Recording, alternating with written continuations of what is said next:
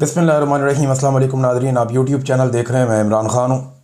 Nadreen, मैं ये video सुबह के वक्त रिकॉर्ड कर रहा हूँ। सारी रात हम जागते रहे और जो मनाज़िर देखे वो इंतहाई तकलीफ़ दें। पाकिस्तान की तारीख़ के बुरे दिनों में से एक और बुरा दिन, मुरीदखे में खून की होली खेली गई है और निहत्ते तहरीक लब्बैक के कारकुनों पर गोली चलाई गई, उनके ऊपर शेलिंग की गई, उनके ऊपर टॉर्चर किया गया। बहुत सारे ज़ख्मी हैं, बहुत सारे शहीद हो गए। तहरीक लब्बैक से या उनकी पॉलिसी से या उनके नज़रिए से आप इख्तलाफ कर सकते हैं।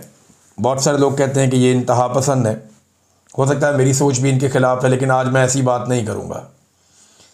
लेकिन कभी भी एक इंतहा के ख़िलाफ़ जो दूसरी इंतहा है उसको सपोर्ट नहीं किया जा सकता, क्योंकि वो भी एक तरह की इंतहा पसंदी है।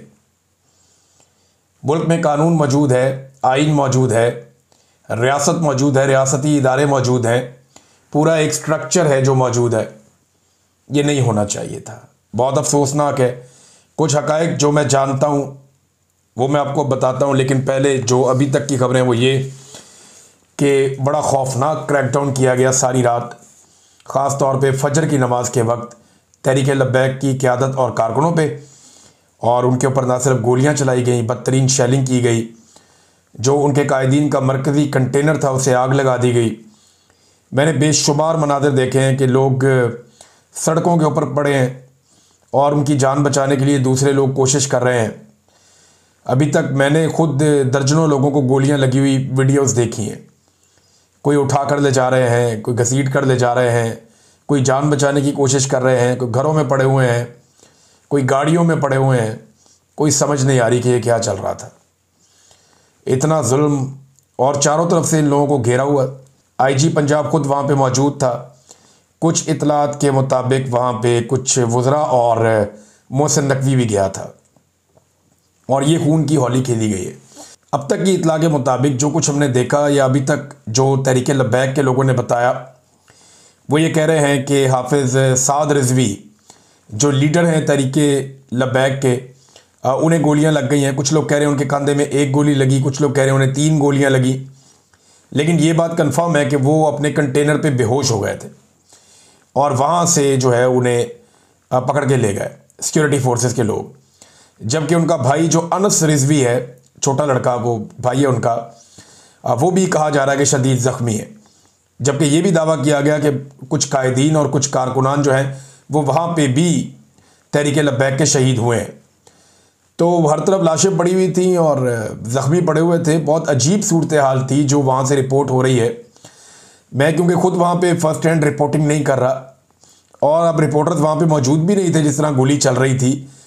हम अभी इन्हिसार करेंगे तहरीक लब्बैक जो बात कह रही है उसके ऊपर। और तहरीक लब्बैक ये दावा कर रही है गुज़िश्ता 24 घंटों से, बल्कि इससे ज़्यादा टाइम हो गया, कि उनकी लाशें छीन ली जाती हैं, एम्बुलेंसेज में डालकर गायब कर दी जाती हैं। बता ही नहीं रहे कि उनके कितने लोग मारे गए हैं और उनकी लाशें गायब की जा रही हैं, उनके ज़ख्मियों को गायब किया जा रहा है। बल्कि वहाँ पे बख्तरबंद गाड़ियाँ जिस तरह भाग रही थी उसमें ये दावा किया गया कि बहुत सारे लोग इन गाड़ियों के नीचे भी आ गए। ये खौफनाक मनाज़िर हैं। 26 नवंबर के बाद हमने इस तरह के मनाज़िर अब देखे पाकिस्तान में। इससे पहले इस तरह की चीज़ें हमने 26 नवंबर को देखी थी और ये इंतहाई तकलीफ़ दे मनाज़िर हैं जो लगातार दिखाई दे रहे हैं। बहरहाल दोनों भाई जो लीडरान हैं वो दोनों गिरफ़्तार हो गए हैं। सिक्योरिटी फोर्सेस उन्हें उठाकर ले गई हैं और इतला ये दी जा रही है कि दोनों ज़ख्मी भी हैं। अब मैं आपको ये भी बता दूं कि साद रिजवी गुज़िश्ता 24 घंटों से ज़्यादा हो गए हैं लगातार बार बार कह रहा था कि मेरे साथ मुज़ाकरात करो, हम टीम भिजवा देते हैं, उनके साथ मुज़ाकरात करो। बल्कि उन्होंने यहाँ तक कह दिया कि हम 1-1.5 महीने के लिए अपना ये मार्च मुलतवी कर देते हैं, हमें मुज़ाकरात का मौका दिया जाए, हम बाद में दोबारा आ जाएंगे। और यकीन दिलाते हैं कि सिर्फ अपना एक प्रोग्राम करेंगे 1 दिन का, कहीं पर भी हम धरना नहीं देंगे। वो काफ़ी बैकफुट पर चले गए थे, उन्हें थोड़ी सी फेस सेविंग चाहिए थी और मुज़ाकरात के ज़रिए से एहतजाज ख़त्म करना चाह रहे थे। लेकिन तहरीक लब्बैक के लोगों ने मुझे बाकायदा, उनकी क़यादत ने मैसेजेस किए, मेरे पास अभी भी मेरे मोबाइल फ़ोन में वो मैसेजेस मौजूद हैं। उन्होंने बताया कि हमें आगे बढ़ने दिया जाता है, हमें पीछे हटने नहीं दिया जा रहा, हमें धकेल कर लाहौर से निकाल कर यहाँ तक पहुँचाया गया है और हमें घेरा जा रहा है। इस किस्म की बातें उन लोगों ने मेरे साथ की, तहरीक लब्बैक की क़यादत ने। और वो मुझे ये कह रहे थे कि हमें लगता है कि हमें ट्रैप किया गया है और हमारे ऊपर एक बड़ा ऑपरेशन किया जाएगा। फिर जो इस्टेब्लिशमेंट के अंदर सोर्सेज हैं जिन सहाफ़ियों के, उनमें से एक से मेरी बात हुई और उन्होंने मुझे कंफर्म किया कि इमरान साहब मामला ये है कि अब तय कर लिया गया है बड़े हाई लेवल के ऊपर कि इन्हें एलिमिनेट किया जाएगा, यानी इन्हें अब रास्ते से हटाया जाएगा, तहरीक लब्बैक को, इसको हमेशा के लिए क्रश कर दिया जाएगा। ये फैसला किसी लेवल पर किया गया क्योंकि देखें अभी शहबाज शरीफ ने डोनाल्ड ट्रंप के करीब भी जाना है, तो उन्हें यह भी बताना है कि पाकिस्तान में कितनी शदीद मुखालफत हो रही। कुछ लोग ये सवाल उठा रहे हैं जिनमें अरशाद भट्टी साहब भी हैं, कुछ और मेरे दोस्त भी हैं सहाफ़ी, मुझे समझ नहीं आ रही कि वो ये सवाल क्यों उठा रहे हैं कि भाई वो ये कह रहे हैं कि जी अगर फ़लस्तीनी मान गए और अरब मान गए तो आपको क्या तकलीफ़ है, अब अमन मुआहदा हो गया तो आप एहतजाज करने के लिए क्यों निकले। देखिए अभी एहतजाज हुआ है बरतानिया में, इस मुआहदे के बाद 2 लाख लोग निकले हैं। साउथ अफ्रीका में आज एहतजाज हो रहा है, बहुत बड़ी तादाद में लोग वहाँ पे निकल रहे हैं, सिक्योरिटी फोर्सेस उनको प्रोटेक्शन दे रही हैं। डोनाल्ड ट्रंप के अमन मुआहदे के बाद यूरोप के कई ममालिक के अंदर फ़लस्तीनियों के साथ इज़हार यकजहती के लिए और इसराइली पॉलिसी के खिलाफ लोगों ने एहतजाज किया, लेकिन किसी भी दुनिया के एक मुल्क में मुजाहिरीन के ऊपर ऐसे गोली नहीं चली है, इस तरह कत्लो गारतगिरी नहीं हुई जो पाकिस्तान में हुई है। बजाय पाकिस्तान के सहाफ़ी और दानिश्वर ये सवाल पूछें कि जनाब अगर ये लोग पुरअमन तरीके से एक एहतजाज कर रहे हैं एक दिन के लिए और आपने बाकायदा इन्हें इजाज़त दी, रियासत ने बाकायदा इन्हें इजाज़त दी थी, या तो इजाज़त ही ना देते कि भाई आप इंतहा पसंद है, आपको हम आने नहीं देते, तो पहले इन्हें इजाज़त दी, इजाज़त दे के इनको इनके घर के ऊपर अटैक किया, फिर इनको निकाला घर से, फिर इनका लॉन्ग मार्च धकेलते धकेलते बाहर आ गया और मुरीदके में ला के अब ये क्लेम है तहरीक लब्बैक का कि हमें वहाँ पर घेर कर मारा गया और बहुत सारे लोग शहीद हुए हैं। ये मनाज़र मैंने इससे पहले इतने तकलीफ दे सिर्फ डी चौक में देखे थे, जहाँ पे लाशें गिर रही थी, स्नाइपर से गोलियां चलाई जा रही थी, बाकायदा रियासत ने धमकी लगाने के बाद वहाँ पे कत्लेआम किया था, बेशुमार ज़ख्मी अस्पतालों में पड़े थे, लोग चिल्ला रहे थे, रो रहे थे। यहाँ मैंने देखा कि साद रिजवी लोगों को वास्ता भी दे रहे थे, पुलिस को और रेंजर्स को, और आखिरी वक्त तो ऐसा आ गया था कि वो वास्ते दे रहे थे कि अल्लाह का वास्ता, रसूल का वास्ता, तुम्हें तुम्हारी माओ का वास्ता, तुम वापस चले जाओ, तुम पीछे चले जाओ और बातचीत के लिए भेजो किसी को, हमसे बात करो। लेकिन ऐसा लगता है कि रियासत ने तय किया था कि इनको पूरी तरह से क्रश करना है। मुझे अफसोस जो है ना, वो देखें ये लोग बनाए भी तो रियासत ही इनके साथ ताल्लुकात बनाती है ना, इन लोगों को इस्तेमाल करती है। अफसोस मुझे इस बात का है कि निहत्ते मासूम नौजवान कत्ल हो गया। अब कोई अपने घर का वाहिद सहारा होगा, कोई बेटा अपनी फैमिली को संभालता होगा, कोई बाप जो है वो अपने बच्चों के लिए बड़ा सहारा होगा। अब ये जो कत्लेआम हो गया और जो नंबर तहरीक लब्बैक के लोग बता रहे हैं वो इंतहाई खौफनाक है, वो मैं दोहराना भी नहीं चाहता। यानी वो तो जो नंबर बता रहे हैं वो सैकड़ों के अंदर बता रहे हैं कि इतने कारकुन उनके शहीद हो गए, और जो जख्मियों की तादाद बता रहे हैं वो भी बहुत बड़ी तादाद बता रहे हैं तहरीक लब्बैक के लोग। और ये उनके वो अकाउंट्स हैं जो उनके मेन अकाउंट्स हैं, उनकी लीडरशिप के अकाउंट्स हैं, वहां से इस किस्म की खबरें आ रही हैं। साद रिजवी ने गायब होने से पहले, यानी अब उनके बारे में अभी हमें मालूम नहीं है कि उनको कहां पहुंचाया गया है, या जख्मी होने से पहले, बेहोश होने से पहले जब उनको उठाकर ले गए, कंटेनर को आग लगा दी, तो उन्होंने ये भी बताया था कि घरों को भी मसमार किया जा रहा है तहरीक लब्बैक के कारकुनों या रहनुमाओं के। 9 घरों के बारे में उन्होंने कहा कि उन्हें मसमार कर दिया गया है। दुनिया के कई ममालिक में एहतजाज हो रहा है, अमेरिका की अमन डील के बावजूद हो रहा है, तो अगर पाकिस्तान में हो गया तो क्या हो गया। अभी तहरीक लब्बैक एहतजाज कर रही थी, जमात इस्लामी ने भी तो किया, अभी पेशावर में अभी किया, उनके साथ तो ये नहीं हुआ। जमात इस्लामी ने अभी पेशावर में एहतजाज किया, अमन डील के बाद किया, डोनाल्ड ट्रंप की, उन्होंने अपनी बात रखी पाकिस्तान के सामने, हुकूमत के सामने। तो तहरीक लब्बैक को ऐसा लगता है कि एक प्लान के तहत ये रियासत ने शायद सोच लिया था। देखें ये बड़ा अनफॉर्चुनेट है, हम में से पाकिस्तानियों में से जब किसी एक को मार पड़ रही होती है ना, बाकी खुश हो रहे होते हैं। मैं फिर आपको कह रहा हूं कि तहरीक लब्बैक के नज़रियात से मुझे शदीद इख्तलाफ रहा, बहुत सारी चीज़ों से, तर्ज अमल से, और शायद आइंदा भी रहेगा। लेकिन मैं निहत्ते लोगों पे गोली चलाने का हमायती कभी नहीं हो सकता। रियासत के कुछ उसूल होते हैं, ये तो नहीं होता कि आप एकदम गोली चलाएं और धावा बोल दें, चादर और चार दीवारी का तकद्दुस भी आप पामाल करें। वो अगर आज किसी के साथ हो रहा है तो कल आपके साथ भी होगा। मैंने कई दफ़ा कहा कि बारी बारी सबकी बारी। कल ये कुछ और लोगों के साथ हो रहा था, फिर तहरीक इंसाफ के साथ हुआ, बहुत बुरी तरह हुआ, 3.5 साल से जारी है। जितना जबर तहरीक इंसाफ ने देखा उतना तारीख में किसी ने नहीं देखा। और अब जो ये हुआ तहरीक लब्बैक के साथ, ये भी उस तरह की एक कड़ी है। कल ये किसी और के साथ, फजल रहमान के साथ हो सकता है, ANP के साथ हो सकता है, जमात इस्लामी के साथ हो सकता है। आप हमेशा तो एस्टेब्लिशमेंट की गुड बुक में नहीं रहेंगे। पीपल्स पार्टी के साथ हो सकता है, PMLN के साथ हो सकता है। तो बारी बारी सबकी बारी, ये रास्ता रोकना चाहिए। कानून को पाकिस्तान में मोहतरम करना चाहिए, कानून के मुताबिक चीज़ें की जानी चाहिए, रूल ऑफ लॉ इस मुल्क में होना चाहिए। जिसके नज़रिए से इख्तलाफ है, इख्तलाफ राय की गुंजाइश पैदा करनी चाहिए। ये मार धाड़ बंद करनी चाहिए। हाँ, अगर कोई कानून हाथ में लेता है, अगर कोई रियासत को चैलेंज करता है, अगर कोई रिट ऑफ द गवर्नमेंट को चैलेंज करता है, तो वो गलत काम भी नहीं होना चाहिए। यानी मैंने देखा तहरीक लब्बैक के कारकुन कई जगह पुलिस को बहुत मार रहे थे, पुलिस वालों को जख्मी किया, उनको मारा। ये भी नामुनासिब रवैया था, ये भी गलत था, जो नहीं होना चाहिए था। लेकिन ये लोग गोली नहीं चला रहे थे और इनके ऊपर गोलियां चलाई गई, जिसकी वजह से काफ़ी लोग जो हैं वो जाबहक हो गए, शहीद हो गए। पाकिस्तान तहरीक इंसाफ के सोशल मीडिया ने आवाज़ उठाई तहरीक लब्बैक के ऊपर होने वाले जुल्म के ख़िलाफ़। अब मैं इस वक्त कहना नहीं चाहता, लेकिन माजी में ऐसा नहीं हुआ था जब तहरीक इंसाफ को बाहर पड़ रही थी। तो कम से कम इमरान खान साहब के साथ जो कुछ हुआ जेल में, और तहरीक इंसाफ ने जो जुल्म सहा, पाकिस्तान में एक फोर्स तो ऐसी तैयार हो गई है जो हर जुल्म और हर जबर के खिलाफ आवाज़ उठाती है। ये बहुत अच्छी बात है, बाकियों को भी इससे सीखना चाहिए और हर जुल्म हर जबर के खिलाफ आवाज़ उठानी चाहिए। नाज़रीन, अफगानिस्तान की सूरत हाल भी है, लेकिन ये इतनी अफसोसनाक सूरत हाल है तहरीक लब्बैक वाली के, और ख़बरें जो हैं वो इसके सामने बहुत छोटी लग रही हैं। एक बड़ा सानया है ये, इसको एक सानहे की तौर पे देखा जा सकता है, जो हमने होता हुआ विटनेस किया मुरीद के में, अफसोसनाक और काबिल मज़म्मत। पाकिस्तान और अफगानिस्तान की सूरत हाल पर नाज़रीन, ट्रंप का भी स्टेटमेंट आया। उसने कहा जी मैं जंगबंदी का मास्टर हूँ, तो मैं ये भी करवाऊँगा, मैं ज़रा कहीं और बिजी हूँ, वहाँ से फारिग होता हूँ। वो मिस्र चला गया है डोनाल्ड ट्रंप, और वहाँ पे अब वो जो एक उसका अमन मुआहदा है, उसको फाइनली डोनाल्ड ट्रंप उसको सेलिब्रेट करेगा।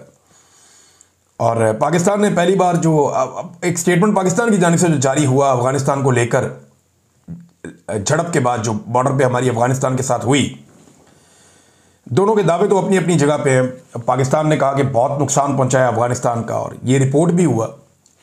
कुछ जगहों पे पाकिस्तानी फ़ौजी हमें नज़र आ रहे हैं जो अफ़गानिस्तान की सरहद के अंदर दाखिल हुए, वहाँ जाके पाकिस्तान के झंडे लगाए। इक्का दुक्का जगह से हमें ये मनाज़र नज़र आए और बाकायदा वो शो किए गए। और दूसरी तरफ अफ़गान तालिबान हुकूमत जो है, उनके अपने दावे हैं। लेकिन एक बात हमें याद रखनी चाहिए कि हमने बहुत बुरे ताल्लुकात रखे उन लोगों से जो अफ़गान तालिबान से लड़ रहे थे। यानी जिस वक्त अफ़गान तालिबान इक़्तिदार में नहीं थे और अशरफ गनी और करज़ई हुकूमत थी अफ़गानिस्तान में, तो हमने उनसे मुखालफत ली हुई थी इन्हीं तालिबान के लिए। और अब जब इनकी हुकूमत आ गई है तो हमने इनसे मुखालफत लेके उनके साथ मिल गए हैं। यानी हमने अफ़गानिस्तान में हमेशा अपोजिशन में रहना है। मैं ये नहीं कह रहा कि पाकिस्तान को क्या होना चाहिए, पाकिस्तान को जमहूरियत के साथ होना चाहिए, डेमोक्रेसी के साथ होना चाहिए, लोगों के मैंडेट का एहतराम होना चाहिए, पाकिस्तान हो, इंडिया हो, अफ़गानिस्तान हो, दुनिया का कोई मुल्क हो। लेकिन मेरा सवाल यह है कि पाकिस्तानी जर्नैलों की पॉलिसी है क्या? ये हमेशा उस तरफ जाके खड़े होते हैं जो अफगानिस्तान में अपोजिशन होती है। और अब जो पाकिस्तान ने अल्फाज इस्तेमाल किए, पहली बार अफगान तालिबान और दहशतगर्द धड़ों को एक ही पैराए में जिक्र किया पाकिस्तान ने। पहली बार तालिबान रजीम का लफ्ज़ इस्तेमाल किया गया। फिर यह भी कहा गया कि हम उम्मीद करते हैं कि एक दिन अफगान अवाम को आज़ादी नसीब होगी और उन पर असल नुमाइंदा हुकूमत हुक्मरानी करेगी। देखिए, इससे पहले जो हुकूमत थी अफगानिस्तान में, करज़ई हुकूमत या अशरफ गनी हुकूमत, हम उसे कठपुतली हुकूमत करार देते थे। तो अफगानिस्तान में तो असल हुकूमत फिर आई ही नहीं अभी तक। क्या वहां पे इलेक्शन हो पाएंगे? क्या पाकिस्तान ऐसे हालात पैदा कर पाएगा अफगानिस्तान में? देखिए, इस वक्त तो पाकिस्तान को हमें अंदर से संभालने की ज़रूरत है। अफगानिस्तान में किसकी हुकूमत है, किसकी नहीं है, वो क्या करते हैं, क्या बेचते हैं, भाई हमारे यहाँ पे मुदाखलत ना करें और हमारे साथ मामला तय करें। वहाँ किसी की भी हुकूमत है, तालिबान की है, काले चोर की है, जिसकी भी है, हमारे साथ मामला तय करें जनाब के हमारा मुल्क, हमारी सरजमीन आपके खिलाफ और आपकी सरजमीन हमारे खिलाफ इस्तेमाल नहीं होगी। मिलकर जो दहशतगर्दी है, TTP है, इसका कोई हल निकाल लेते हैं। जिनसे आपको प्रॉब्लम है हम मदद करते हैं, जिनसे हमें प्रॉब्लम है आप मदद करें। और अपने पाकिस्तान के अंदर अमन व अमान कायम करने की हमें ज़्यादा ज़रूरत है, बजाय इसके कि दूसरों के रिजीम चेंज हम करते रहें। वो मेरे ख्याल में पाकिस्तान के लिए ज़्यादा प्रॉब्लमेटिक हो जाएगा। इससे पाकिस्तान के अंदर ज़्यादा मसाइल आएंगे, मुझे ऐसा लगता है। और माजी में हमने ये तजुर्बे करके देखें तो हमें पाकिस्तान के अंदर काफ़ी रिएक्शन आया है इन चीज़ों का। नाज़रीन, गंडापुर के दस्तखतों को लेकर कुंडी साहब जो हैं, गवर्नर फैसल कुंडी खैबर पख्तूनख्वा के, उन्होंने अजीबोगरीब हरकतें शुरू कर दी। गंडापुर ने एक इस्तीफ़ा दिया था 8 तारीख को, एक दिया 11 तारीख को। पहला वाला उन्होंने कहा जी मिला ही नहीं, एक और भेज दिया 11 को। अब वो कहते जी दोनों मिल गए, दोनों के दस्तखत अलग अलग हैं। ये ज़रा देखें आप, मुझे तो अलग अलग नहीं लग रहे। मेरे एक दो दोस्त हैं, वो एक्सपर्ट हैं दस्तखत के, बैंक्स वगैरह में भी काम करते हैं, उनको फ़ौरन पता चलता है। उन्होंने कहा जी कि इसके ऊपर तो हम 10 करोड़ का चेक भी कैश कर दें, दस्तखत बिल्कुल एक जैसे, कोई फ़र्क नहीं है। ये सिर्फ फ़र्क जो है ना वो फतूर है गवर्नर साहब के दिमाग में, जो एस्टेब्लिशमेंट ने डाला हुआ है। अफसोस के साथ मुझे कहना पड़ रहा है। और गवर्नर बेचारा मजबूर है। और ये है पाकिस्तान पीपल्स पार्टी की औकात। पीपल्स पार्टी जब कभी जमहूरियत का नाम ले तो उन्हें बताएं कि सबसे ज़्यादा सहाफ़ियों का कत्ल सिंध के अंदर हुआ। पीपल्स पार्टी जब कभी जमहूरियत का नाम ले तो उन्हें बताएं कि बिलावल ने कहा था कि डंडे वाली जमहूरियत, और बिलावल ने कहा था ब्रूट मेजॉरिटी। ये बिलावल को याद दिलाए बार बार। जब कभी ये जमहूरियत का नाम ले तो इन्हें बताएं कि आपने पंजाब में गवर्नर राज लगाया था और खैबर पख्तूनख्वा में आपके गवर्नर ने गैर आईनी इकदाम किया था। तहरीक इंसाफ इस बात पे बज़िद है कि आज वो हर हाल में अफरीदी साहब को, सुहेल अफरीदी को बनाएंगे खैबर पख्तूनख्वा का चीफ मिनिस्टर। आइन इस पर क्या कहता है, देखिए सादा बात है, जब इस्तीफा पहुंच गया गवर्नर को तो इस्तीफा हो गया। अब गवर्नर जो मर्जी बहाने बनाए, गवर्नर कोई हेड मास्टर थोड़ी है कि जनाब मैं फैसला करूंगा तो ये करूंगा तो तब तक यही वज़ीर आला रहेगा, ऐसे नहीं होता। नए वज़ीर आला के इंतखाब के अंदर गवर्नर का कोई किरदार नहीं है, वो स्पीकर है और कागजात जमा हो चुके हैं। पीपल्स पार्टी के अपने नुमाइंदे ने भी करवा दिए हैं। और आज के दिन में पाकिस्तान तहरीक इंसाफ का ये कहना है कि हम अपना वज़ीर आला मुंतखब कर लेंगे। दो तरीके हो सकते हैं ना, या तो सिंपल वो वहाँ पे वोटिंग करवाएं और अपने 92 वोट इकट्ठे करें तो 4-5 और मिल गए, ठीक है, नहीं तो अपने वोट लेकर अपना वज़ीर आला मुंतखब करवा लें। सुहेल अफरीदी वज़ीर आला बन गया। अब गवर्नर उससे हलफ नहीं लेता तो गवर्नर आइन शिकनी का मुर्तकिब होगा, जो कल को आर्टिकल 6 पे लग सकता है। लेकिन एक और तरीका भी है कि अली अमीन के खिलाफ जो है वो पाकिस्तान तहरीक इंसाफ का सोशल मीडिया ये कह रहा है, लेकिन मायूब है ये तरीका, क्योंकि गंडापुर है जैसा भी इमरान खान का साथी है। इमरान खान ने उसको हटाया ज़रूर है, फील्डिंग तब्दील की है, लेकिन उस पर अदम एतमाद नहीं किया कि जनाब बिल्कुल ये कोई बहुत बुरा आदमी है इसको हटाओ, नहीं, ऐसे नहीं किया। इमरान खान ने अपना बेहतर आदमी लेकर आया कि नहीं, इस जगह पे ये बंदा बेहतर है, ये परफॉर्म नहीं कर पा रहा, इसको हटाओ। तो अदम एतमाद का मतलब तो ये होगा कि जनाब बिल्कुल ही एतमाद ही नहीं है उस पर, तो ये थोड़ा मायूब हो जाएगा। लेकिन मेरे ख्याल में अगर घी सीधी उंगली से ना निकले तो तहरीक इंसाफ टेढ़ी उंगली से भी निकाल सकती है। अदम एतमाद जमा करवा के उसी वक्त उसके ऊपर वोटिंग करवा लें और जनाब अली अमीन गंडापुर साहब को उसी वक्त फारिग करवा के तो दोबारा वोटिंग करवा लें और सुहेल अफरीदी को उसी वक्त आधे घंटे के अंदर वज़ीर आला खैबर पख्तूनख्वा नामजद कर लें। और पाकिस्तान तहरीक इंसाफ ने अपने कारकुनों को बड़ी तादाद में कहा कि पहुंचो वहाँ पे और उस कार्रवाई का हिस्सा बनो और वहाँ मौजूद रहना कि कोई गैर आइनी और गैर कानूनी इकदाम ना उठाया जा सके। ये नाज़रीन पाकिस्तान तहरीक इंसाफ प्लान कर रही है। देखते हैं अभी चंद घंटे हैं, इन चंद घंटों में क्या होता है। आज 10 बजे के बाद बड़ी डेवलपमेंट्स होंगी। नेक्स्ट वीलॉग में आपको मैं बाकी चीज़ें बताऊंगा। लेकिन ये जो मुरीदके में हुआ ये इंतहाई अफसोसनाक है। ये मेरे दिल को तकलीफ़ हुई, मुझे बहुत बुरा लगा कि एक मरतबा फिर निहत्ते पाकिस्तानियों पर सिक्योरिटी फोर्सेस ने गोलियां चलाई। अफसोसनाक, क्योंकि देखें किसी को कानून हाथ में लेने की इजाज़त नहीं है और गोली चलाने का एक SOP होता है। जब तक कि आपको कोई गोली ना मारे आप गोली नहीं मारते। लेकिन यहाँ पे ऐसे मनाजिर हमने देखे कि दूर से गोलियाँ मारी जा रही हैं।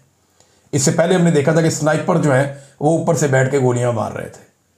तो मुझे बज़ाहिर, क्योंकि मुझे कुछ फैक्ट्स का पता है जो मैं अभी बयान नहीं करूँगा, अभी वो बात करने का टाइम नहीं है, लेकिन ये ट्रैप हुए तहरीक लब्बैक के लोग और इन्हें घेर कर ये सारा किया गया और ये बाकायदा एक मनसूबाबंदी के तहत हुआ है। अब तक के लिए इतनी, अपना ख्याल रखिएगा, अपने चैनल का भी। अल्लाह हाफ़िज़।